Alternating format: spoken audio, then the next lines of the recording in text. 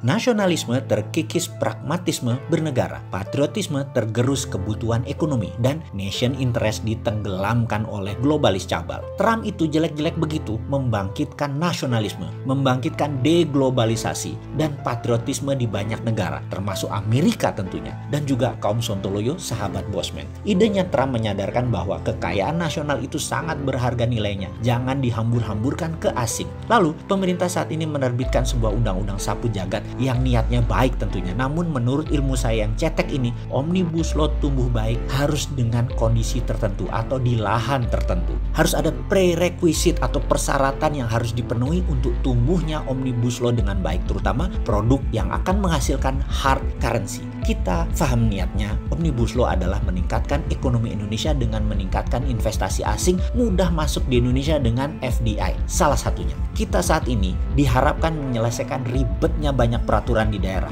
dan juga di peraturan pusat. Dan yang paling cepat adalah semuanya dipusatkan ke pusat sehingga daerah jadi simpel. Yang kita terus pertanyakan bukan Omnibus Law-nya, tetapi platform berpikir untuk membuat undang-undang tersebut semuanya kebanyakan pebisnis papan atas yang masuk komunitas 3% top pengusaha nasional yang melihat makro bisnis usahanya oke, namun tidak cara pandang bela negara atau bernegara. Sungguh, di dalam bernegara itu bukan melihat negara seperti perusahaan berbasis balance sheet, neraca, untung rugi. Negara itu ada unsur rakyat, ada unsur wilayah, ada aset untuk anak cucu cicit kita. Harus aman selama 1000 tahun ke depan. Rasanya kalau lihat undang-undang Minerba dan undang-undang Cipta Kerja, bisa-bisa cucu kita bisa bertanya, emangnya Indonesia punya nikel ya Eyang? Emangnya dulu Indonesia penghasil batu bara ya? Bisa musnah itu harta nenek moyang dan pejuang kemerdekaan yang berjuang mengusir penjajah kalau begini tata kelolanya. Dan sekali lagi, kita berikan kacamata lain agar bisa jadi acuan bernegaranya. Kita harus paham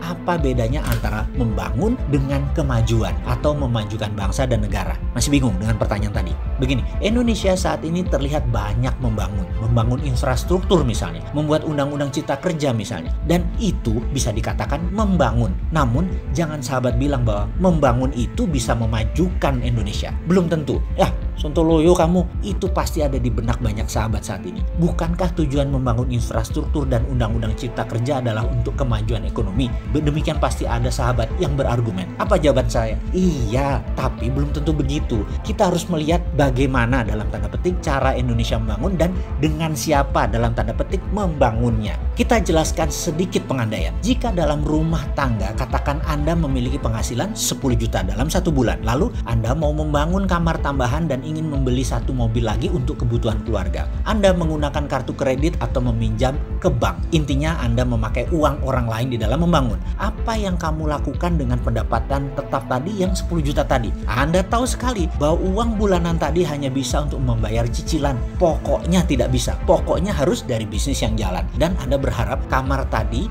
Anda akan sewakan atau Anda akan koskan dan mobil tadi diusahakan ke GrabCar atau GoCar untuk menjadi bisnis online transportation. Bagus bukan rencananya? Perfect ya? Tapi bisnis bukan matematis. Apa yang terjadi kalau tidak ada yang menyewa kamar tersebut sebagai kos-kosan? Apa yang terjadi kalau setoran transport online tidak mencapai target? Pasti dari penghasilan yang 10 juta tadi dibayarkan bunganya saja, namun pokoknya tidak terbayarkan. Kita terus bergantung harapan bahwa kos-kosan akan terisi dan transportasi online akan meningkat hasilnya. Anda benar membangun, tapi belum tentu membuat maju perekonomian di rumah tangga. Faham? Dalam kondisi sulit mencari modal di tanah air, maka menggunakan dana pihak luar adalah solusinya. Itu menjadi landasan pemikiran Omnibus Law. Sekali lagi, tidak salah, tapi harus hati-hati. Bisnis tidak matematis. Fakta lain kita dapati, dalam beberapa tahun terakhir angka pertumbuhan kredit turun begitu tajam di Indonesia. Ini membuat sulit bisnis berkembang cepat. Bank biasanya belasan persen per tahun tumbuhnya di dalam penyaluran kreditnya. Alias, kalau dalam 1 tahun ada 1 triliun bank kasih kredit, tahun depannya harus naik 15% atau 1,15 triliun. Ini 1 triliun hanya pengandaian. Namun sejak tahun 2014 tumbuh kredit di tahun tersebut 11,58%. Lalu di tahun 2015 tumbuh 10,44%. Di 2016 tumbuh 7,87%. Di tahun 2017 tumbuh hanya 4,18%. 2018, 2019 sekarang cari sendiri deh, semua di bawah 10%. Di sebuah syarat ekonomi tumbuh di atas 7% seperti cita-cita waktu kampanye negaranya dulu yang sengaja tidak diingatkan lagi untuk pertumbuhan ekonomi nasional, maka kredit yang dikucurkan harus double, minimum 15%. Jadi keberhasilan pembangunan infrastruktur misalnya jadi tidak menunjukkan kemajuan. Lihat hasilnya, Indonesia saat ini apa? Resesi, dan bisa-bisa kuartal ketiga juga masih minus, dan amit-amit jangan sampai kuartal 4 juga minus. Oh, lupa.